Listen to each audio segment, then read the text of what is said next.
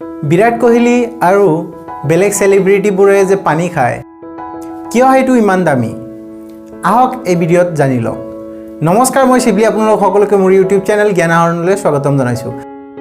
আজিৰ এই ভিডিঅ'টো আৰম্ভ কৰাৰ আগতে মই আপোনালোকক এটা অনুৰোধ জনাওঁ যে মোৰ ভিডিঅ'টো ভাল লাগিলে লাইক কৰিব, কমেণ্টছ কৰিব আৰু শ্বেয়াৰ কৰিব।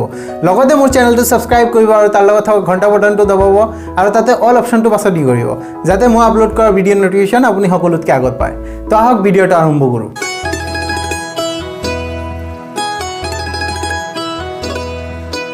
তো বিৰাট কোহলি আৰু বেলেগ সেলিব্ৰিটিবোৰে খোৱা পানী দামী হোৱাৰ কাৰণটো হ'ল এইটোক হাইড্ৰজেন ৱাটাৰ বুলি কয়।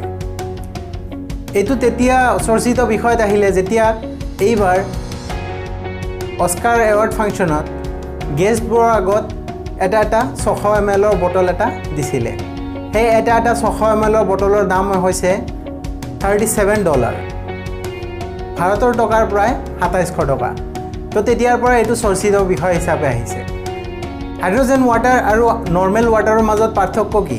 হাইড্ৰজেন ৱাটাৰত পানীৰ মাজত হাইড্ৰজেন গেছ ইনজেক্ট কৰা থাকে, মানে সোমোৱাই দিয়া থাকে, বেছি পৰিমাণে অত্যাধিক পৰিমাণে হাইড্ৰজেন সোমোৱাই দিয়া থাকে, আৰু নৰ্মেল পানীত সেইটো নাথাকে। আপোনালোকৰ বহুতে মোক সুধিব যে যদি এইটোত হাইড্ৰজেনৰ পৰিমাণ বেছি থাকে তেতিয়াহ'লে এইটো H2O কেনেকৈ থাকিব? পানীৰ সংকেত H2O থাকিব, সেইটোৱে থাকিব, কিন্তু ইয়াতে হাইড্ৰজেন গেছৰ পৰিমাণ বেছি থাকিব। এইটো এটা ৰিয়েকশ্যন হয়, মানে তৰল পদাৰ্থৰ লগত তৰল পদাৰ্থ যেনেকৈ ৰিয়েকশ্যন হয়, ঠিক তেনেদৰে গেছৰ লগত গেছৰ ৰিয়েকশ্যন হয়। ঠিক একেদৰে গেছ আৰু লিকুইডছৰ মাজত ৰিয়েকশ্যন হয়। তো এই ৰিয়েকশ্যন কৰিয়ে এনেকুৱা ধৰণৰ পানীৰ প্ৰস্তুত কৰে। পানীত হাইড্ৰজেন বেছি হোৱাৰ লগে লগে পানীৰ এণ্টি অক্সিডেণ্ট ক্ষমতা বেছি হৈ যায়, যাৰ ফলত আপুনি যেতিয়া এই পানীটো পিব তেতিয়া আপোনাৰ বডি এনাৰ্জেটিক ফিল কৰিব আৰু আপোনাৰ বডিত আপোনাৰ দেহত অলাগতিয়াল বস্তুখিনি ডিটক্সখিনি ওলাই দিব।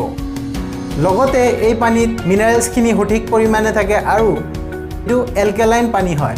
আমি যোনবোৰ পানী খাওঁ সেইবোৰ সাধাৰণতে এচিডিক ফৰ্মত থাকে। এইটোৰ pH চাবলৈ গ'লে 7ৰ ওপৰত থাকে। আপোনালোক সকলোকে মই সম্পূৰ্ণ ভিডিঅ'টো চোৱাৰ বাবে ধন্যবাদ জ্ঞাপন কৰিছোঁ।